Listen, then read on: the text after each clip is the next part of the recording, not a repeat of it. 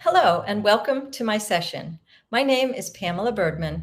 I'm from Just Equations, and I'll be speaking today about bridging the divide between K-12 math education and college expectations.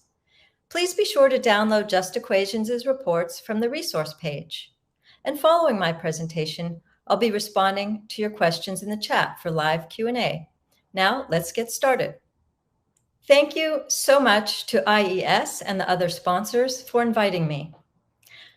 I'm here today speaking to you as a policy analyst with a focus on education equity.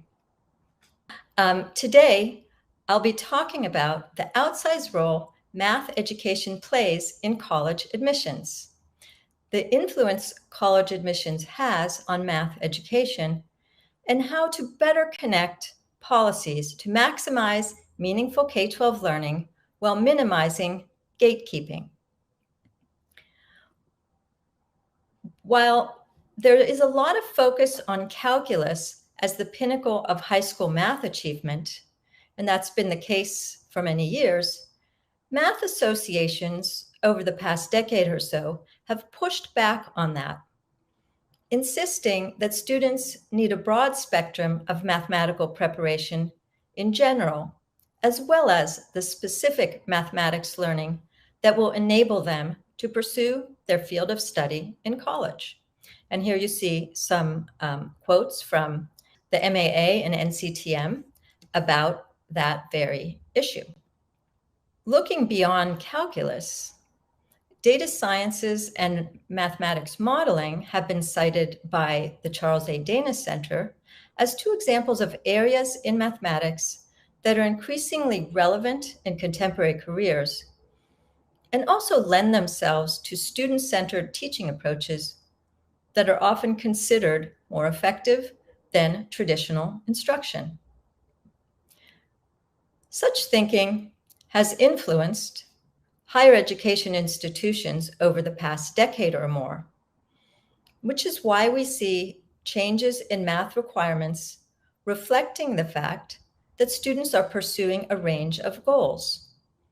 Some post-secondary math offerings lead to careers in STEM, whereas others, such as quantitative reasoning, are well aligned with majors, say, in humanities or communications. And statistics as a field is particularly important in the social sciences. So once colleges began expanding their pathways, high schools became interested in getting in on the act. Several have designed new high school courses, and by that I mean several state education systems, actually. This slide shows how Ohio has approached it, adding 4 Algebra 2 equivalent courses.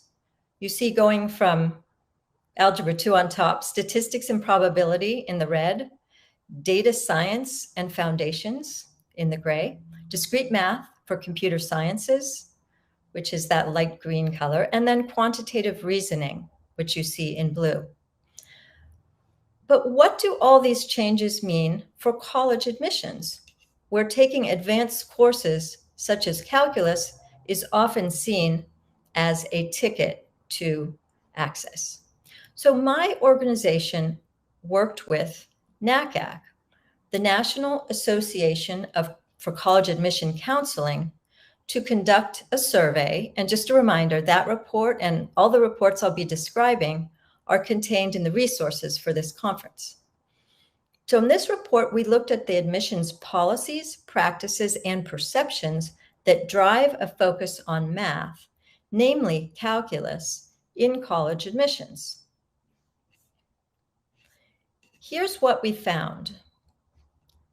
Calculus is seldom required for admission outside of technical fields, such as engineering, physical science, and math, and sometimes business, which is not exactly a technical field. Half of institutions require at least 3 years of math, and more than a third require 4 years. Nevertheless, calculus seems to weigh really heavily in admissions at some institutions, particularly more selective ones. potentially giving students with calculus on their transcripts an edge in the admissions process. We also found a belief that students who took high school calculus would be more likely to succeed in college. In their own words, here are some of the perspectives we've heard. Take a moment to consider them.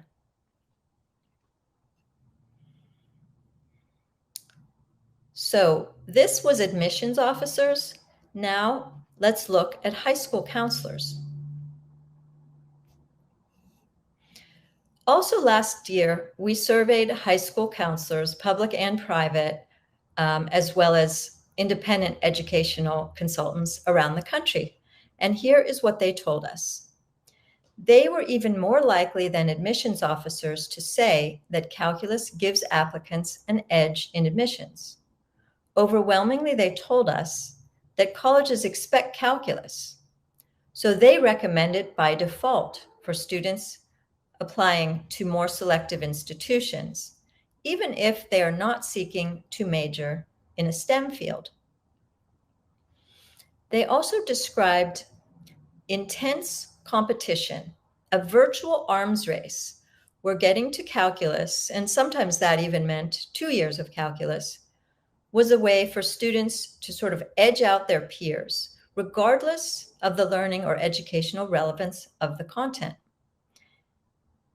Even though very few colleges say they require the course, counselors viewed it as a sort of a covert expectation. So then what message are students getting? So we also wanted to look into this. So earlier this year, we surveyed California college students about their experiences with high school math courses in the context of college planning. And we found that students' socioeconomic background played a considerable role, not just in their access to calculus and other advanced math courses, but also in their awareness of college's expectations for calculus. We know socioeconomically disadvantaged students and students attending public schools have less access to counseling resources than more advantaged students, including those attending private schools. And what we saw specifically in our survey was a 20 percentage point difference in students' awareness of calculus preferences between two groups of students, those whose parents had attended college and those whose parents hadn't attended college. So to the extent that colleges do have a covert expectation of calculus, students who are the first in their families to attend college seem to be the least likely to know about it, which is a problem because we also found that Latinx, Black, and Asian American students all cited information gaps about admissions as a barrier in their journeys to college, which was much less the case for white students. And here's what one of the students in our survey told us. So when I was applying to college, I felt that schools were only looking for AP classes, but my school that I went to didn't have those. And so here's a case where there was no information gap. The student was aware of the importance of those courses, but there was an access gap. So taking calculus in high school, I want to emphasize that calculus is an important course for many students, particularly students who are seeking to go into STEM fields. But we know that taking calculus in high school doesn't always translate into the success that's intended. In fact, very few students who have taken high school calculus, fewer than 20%, actually start college in a higher level course, such as Calculus 2. So if you see that light teal pie slice on the very right, that's that 20% of students. About 30% of students take introductory calculus again. See the dark green and the orange slices there? And then in the purple, another 30% take a lower level course in the calculus sequence, such as pre-calculus or college algebra. And then the remainder take either no math at all or some different type of course, such as statistics. What does this tell us about the structure of math opportunity? So the structure of math opportunity really begins, in elementary school and even before. And we know that unfortunately it includes misconceptions about students' math ability, which can narrow our perceptions of who can do math successfully, when in truth, everyone is a math person, or can be if they choose. Now, then we have existing inequities in access to educational resources, and this could be qualified teachers, for example, teachers who have a teaching credential. These inequities in access to these resources really reinforce the narrowing of opportunity in mathematics for some students. It also includes, in some cases, implicit bias. And then lastly, I call this treating math as a form of pedigree. It's a cultural tendency where mathematical opportunities are used to open doors to future opportunities or close doors to others, such that the most advanced math options are often reserved for a privileged few. Given this, it's important to be specific in designing sequences about the problem we're trying to solve. And for the purpose of this conversation and perhaps this conference, I propose the following. So this sort of two-part problem. On the one hand, we have too many potential STEM students, particularly Latinx and African American students, who are being filtered out of opportunities, and too many students of all backgrounds who are being blocked from pursuing other careers by irrelevant math hurdles. So addressing this calls for balancing two simultaneous goals. So equitable redesign of math sequences calls on us first to expand access to STEM fields for traditionally underrepresented students. At the same time, to expand enjoyment and engagement, ultimately to expand and deepen learning in mathematics for all students, whether or not their interests are in STEM, and in doing so, to strengthen their quantitative reasoning skills, which ideally draws more students into STEM fields. So having more than one goal requires some nuanced thinking, and it means navigating several challenges, which I call the equity dimensions of math education. Now, I mentioned that I am a policy analyst by background, so I'm going to be focusing more on the bottom one, the readiness policies and structures. But the point is, these different dimensions are all mutually reinforcing. So to start briefly talking about content, as described earlier, we do need to think more broadly about how to prepare students mathematically, recognizing that calculus may not be necessary preparation for all fields, but data and statistical reasoning are arguably essential to every field of study and to living in the 21st century. So some of these less traditional math courses really need to become more central. With respect to content. And then, regardless of content, another important area for change, two areas really, are instruction and assessment practices.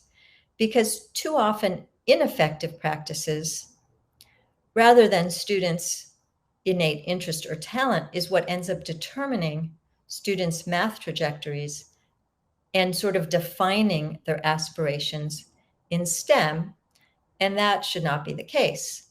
And obviously, I don't have this on this slide, but when it comes to instruction and assessment, that points to all sorts of issues like teacher training and professional development, which are key to ensuring that instruction and assessment are effective. But now, as promised, I'm going to turn to say more about policy, which is, after all, my primary area of expertise. I'm not a mathematician or a math instructor, and I analyze policies. So, and there are these key policies that really affect the transitions through the educational pipeline, in particular from middle to high school and from high school to college. But as we know, elementary preparation also informs students' opportunities in middle school. So when it comes to placement, more and more what we are seeing at the college level is an emphasis on placing students based on their transcripts, not simply their test scores. And that means if you've successfully completed pre-calculus, for example, in high school and want to take calculus under a transcript-based placement system, you would not be subject to taking a test first. You would be considered ready for a calculus course. The same practice can be implemented at the transition from middle to high school. And I'm definitely aware of that being done in places, but I've seen less research on the extent of that practice, which call to researchers out there, that would be something good to look into. Another thing that's happening at the college level is replacing traditional remedial courses with just-in-time supports, often referred to as co-requisite courses. Students enroll in a college-level course with added support to enhance their learning. And again, I haven't seen research on this at the high school level, but I know that there's some interest in that, and calling out to folks who may be able to learn more about that and put some research out, that would be great. Another policy concern that has gotten a lot of discussion in recent years is acceleration. The practice in particular of accelerating students through the math sequence, which is often beginning in middle school, the way our sequences are set up. And because, as I mentioned, admissions practices have emphasized calculus, and calculus requires a sequence of 5 courses, getting to calculus requires students, under the most common approach, to start that pathway in middle school. So these admissions practices contribute to an emphasis on acceleration, which works okay for some students, but isn't always compatible with learning. And so policies that overemphasize calculus sort of reinforce this use of math to sort students as opposed to preparing them. And they put pressure on students as early as middle school. And as I mentioned, students' access to even an acceleration opportunity in middle school could be predetermined by their prior elementary experience. Acceleration can be appropriate, and I want to say the National Council of Teachers of Mathematics has a section on this in their report, Catalyzing Change. What I see as important with acceleration is that it shouldn't exacerbate tracking. So acceleration should be available to students from all racial backgrounds, and efforts need to go into ensuring that that is so. It's also important that acceleration doesn't become a reason to rush students through math content without gaining conceptual understanding. And lastly, as California has said they are seeking to do in the new math framework, appropriate acceleration should afford multiple acceleration points, not just a one-shot deal in middle school. So a student who didn't have the opportunity to accelerate through the curriculum in middle school should be able to have a shot at that in high school. But I want to say the models for doing that are still being developed. Another area I hope to learn more about in the coming years. So another area of policy is around alignment and articulation. And this is both in terms of aligning students' area of study with the math that they're learning, but also aligning curricula from elementary to middle to high school, and high school to college. And again, I talked about using students' prior course taking records for placement. I mean, this is the ideal system.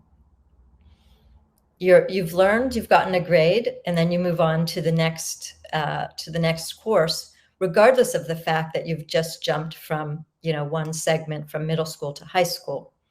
And this, first of all, is more fair and equitable for students, and it also makes the learning obviously more coherent, which is what we want.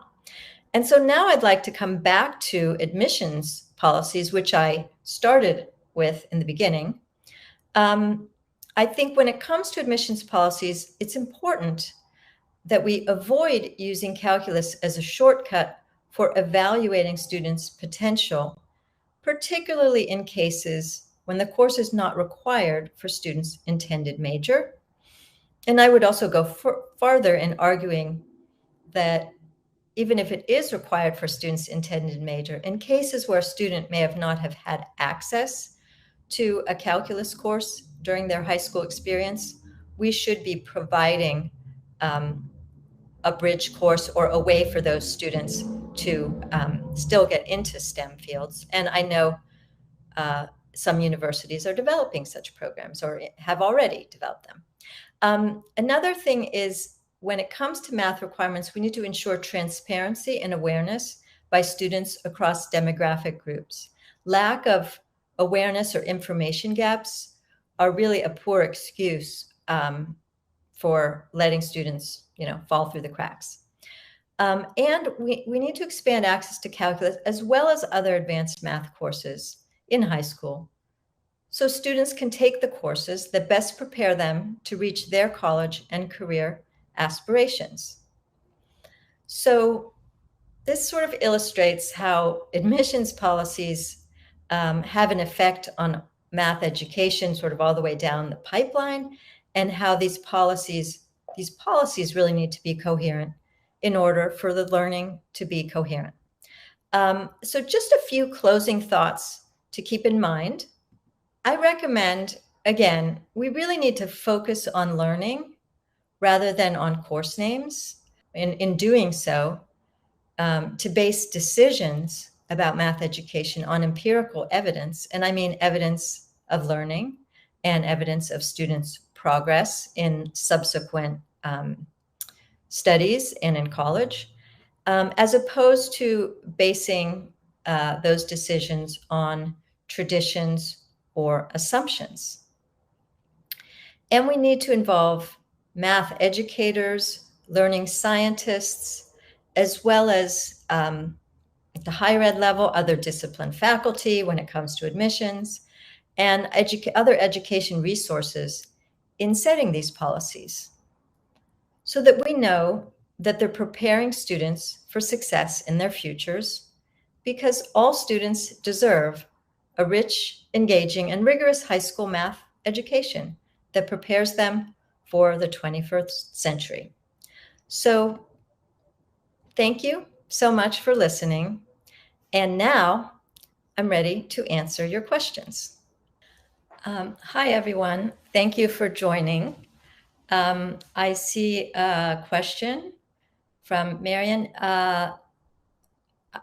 that you had not realized that there was a 5-course sequence involved. Yes, that is typical across states because you have Algebra 1, Geometry, Algebra 2, or Math 1, Math 2, Math 3, followed by pre-calculus and then calculus. There's definitely been some experimenting around ways of compressing some of these courses, but I don't know of it being done at the state level. San Francisco Unified did approach detracking in a way that they were having all students start Algebra 1 in the 9th grade, and then the acceleration opportunities came in sort of in 10th and 11th. But that required students kind of doubling up, for example, a compressed Algebra 2 and pre-calculus course. And there was definitely some pushback on that, some dissatisfaction. So I'm not aware of any state level. Well, let me back up on that slightly. Some states are changing their sequence. In fact, there was a presentation last week there were presentations from Washington and Oregon. What some states are doing, Washington, for example, is there is a model where the 3 years are compressed into 2. So the 3 years of Math 1, Math 2, and Math 3 are compressed into 2 years. And that was something that was suggested in Catalyzing Change.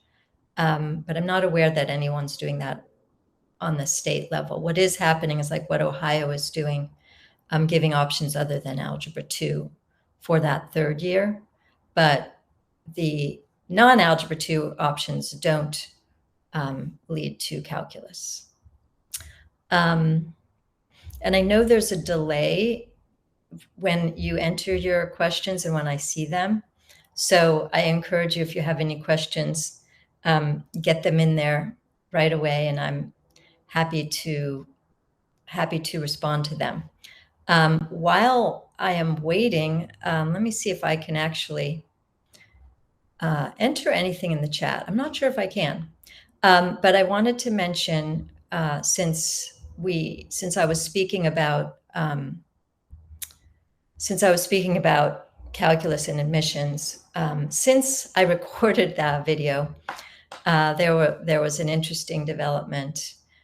Caltech, as you know, is a STEM intensive school, and they do require calculus appropriately for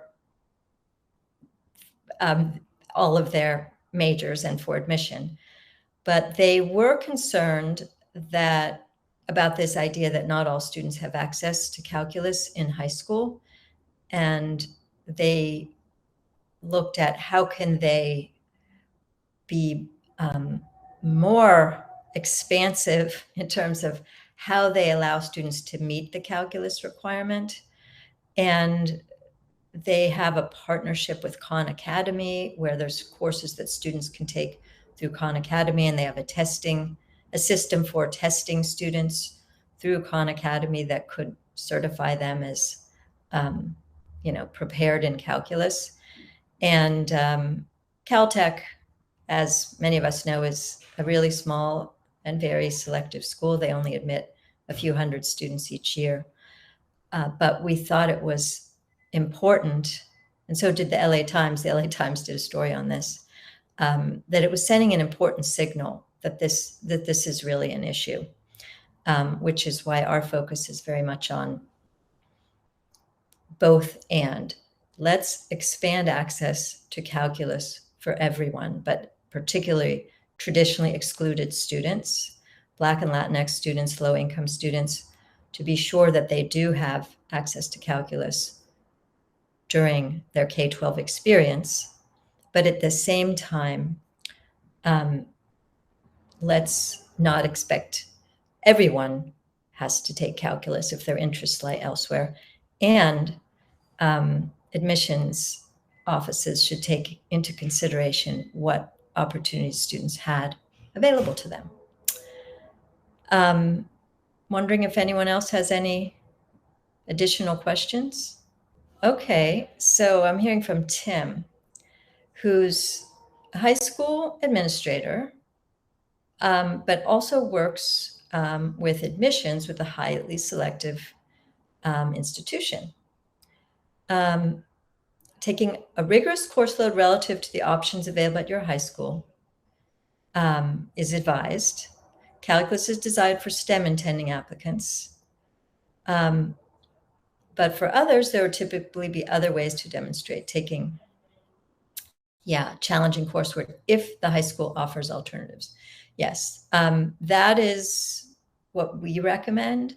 A barrier to that we learned in our research is that even in cases where colleges and universities say this, in other words, they say, we don't expect every applicant in every major to have taken calculus. In many cases, high school students, counselors, parents don't tend to believe this. And there are always anecdotes that, well, we heard of, this student got into this school and they had calculus and the other student didn't have it. And the response and this is in California in particular, the response we usually get from the University of California is, and they've been very clear that calculus is not a requirement. But the response they give us is that the students who are really trying to get into competitive universities take a lot of AP courses, and students who take a lot of AP courses almost always take AP calculus. And so their claim is, we're not accepting students because of the calculus. It just happens to be on their transcripts, which it's this kind of self-fulfilling prophecy. People think it's expected, then they take it whether or not it makes sense academically for them. So that's one of the things we're trying to push against. Linda made a comment that meeting students where they are is important. And yes, that's why we recommend, Caltech is not doing this, but certainly some of the UC campuses and others they would like students to have calculus in high school if they're going into engineering. They also have bridge courses available for students who did not have that opportunity in high school. And Tim, I totally agree with Tim. How to improve the message and credibility is important. And it's great that we have people like Tim who are, high school administrators and involved in college admissions. And I'm also advocating, we do need some research on this so that will, like for a public system like University of California, so they can demonstrate that, yes, in fact, they're not just saying this, but in fact, their admissions results back up what they're saying, hopefully. A question or comment from Kathy is saying, before Common Core, the sequence was also often Algebra 1, Geometry, Algebra 2, PreK.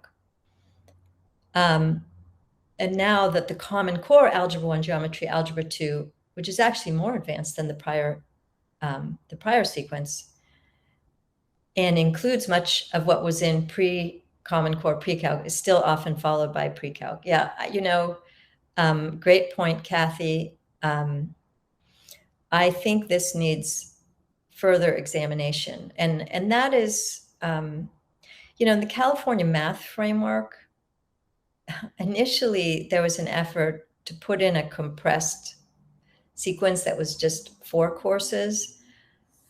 But I think it was determined that there wasn't really enough research on that.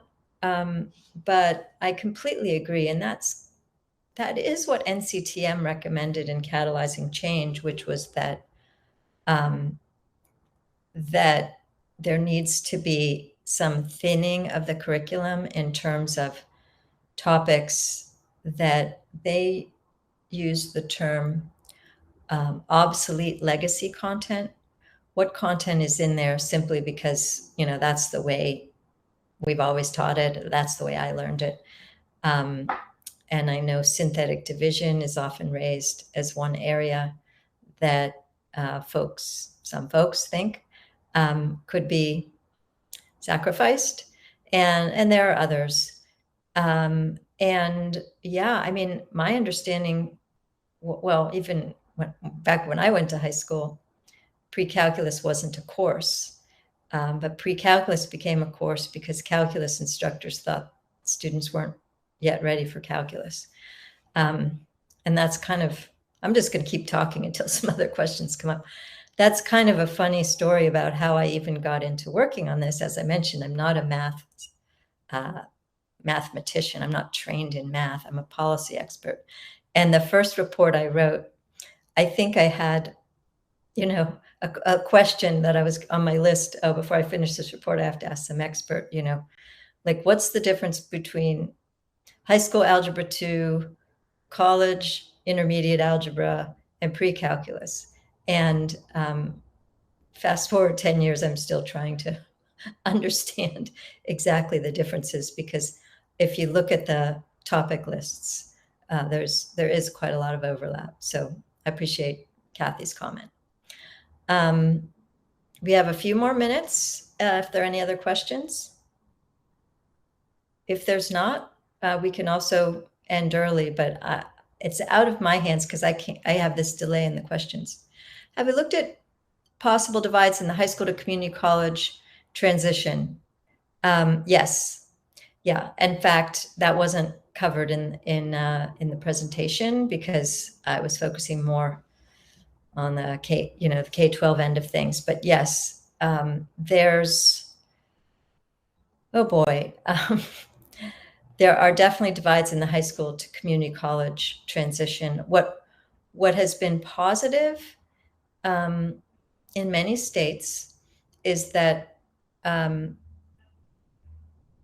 what's been positive in many states is that the use of remedial math has shifted, and rather than using math placement tests, colleges are focusing more on what's on students' transcripts, which actually helps minimize those divides and ensure that students are getting credit for what they actually learned and can move forward. And as I mentioned in the presentation, the use of co-requisites has been another way, to help students who maybe had material and don't feel complete, like they had algebra 2, maybe don't feel completely ready for pre-calculus, or they did take some sort of assessment and they were assessed as needing a little more support. They can take the pre-calculus course with co-requisite support. The community college to four-year institution, a lot of the issues that I looked at were in the past when community colleges were accepting statistics as a gen ed math requirement, and not all four-year universities were doing the same. That has definitely improved. That has definitely improved in recent years. But ideally, in states that have reasonable transfer and articulation, the community college courses would be credited when a student transfers, but the devil's often in the details. Another question from Tim is, where do stats and data science fit in, and how does that affect course pacing? We have a bridge course between Algebra 2 and Pre-Calc to help address this need. We compact the bridge course and Pre-Calc for our final acceleration on-ramp. Interesting. I'd love to learn more about that, but it is great to know that it exists. I don't know if, Tim, you can put a link in the chat for everyone to learn about it, because we are about to run out of time. We have 30 seconds left, in fact. So, but that gives you time to put something in the chat, I think. Anyway, it's been a pleasure to join everyone here. I really appreciate your participation and enthusiasm for this topic. And I also think there's a few other sessions, if you watch the videos, that might help answer that very last question. So thank you. And again, please look to our website, Just Equations, for any more resources that might be of interest.